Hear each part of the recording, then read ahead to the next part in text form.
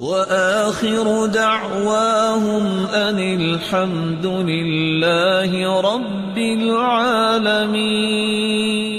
اور کتنا ہی اچھا ہو جب یہ مہینے کا چاند نظر آئے محرم الحرام کا، تو اس وقت دعا کیجیے، اور مجھے امید ہے کہ آپ کو دعا یاد ہوگی۔ اللہم اہلہ علینا بالامن والایمان والسلامة والاسلام ربی وربک اللہ۔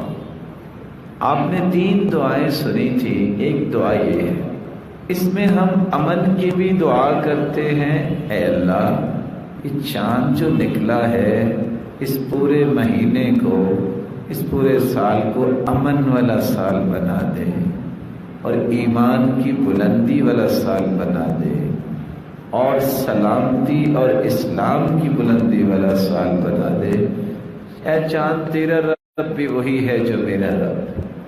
ان 4 دعاؤں کے ساتھ دوسری روایت بتاتی ہے اللہم اہلہ علینا بالیمن والایمان، اے اللہ اس مہینے کو، اس سال کو برکتوں والا سال بنا دے۔ ہمیں یہ الفاظ بھی بولنے چاہیے۔ اور چھٹی دعا جو رسول اللہ صلی اللہ علیہ وسلم نے آخر میں بولی، والتوفیق لما تحبہ وترضاہ، اللہ یہ چاند جو نکلا ہے ایسا چاند ہو، اس میں اللہ تو ان اعمال اور اقوال کی ہمیں توفیق دے جس سے تو راضی ہو جائے۔ اور تیسری روایت کے الفاظ جو آخر میں ہیں وہ یہ بھی ہے غیر ضالین ولا مضلین، اے اللہ یہ چاند جو نکل رہا ہے، اس چاند کے نکلنے کے ساتھ ہماری یہ التجا ہے، نہ ہم کسی کو گمراہ کریں نہ کوئی ہمیں ہی گمراہ کرے۔ اگر یہ 7 دعائیں قبول ہو جائیں تو اللہ کی قسم اس سے بڑی اور نعمت کیا ہو سکتی۔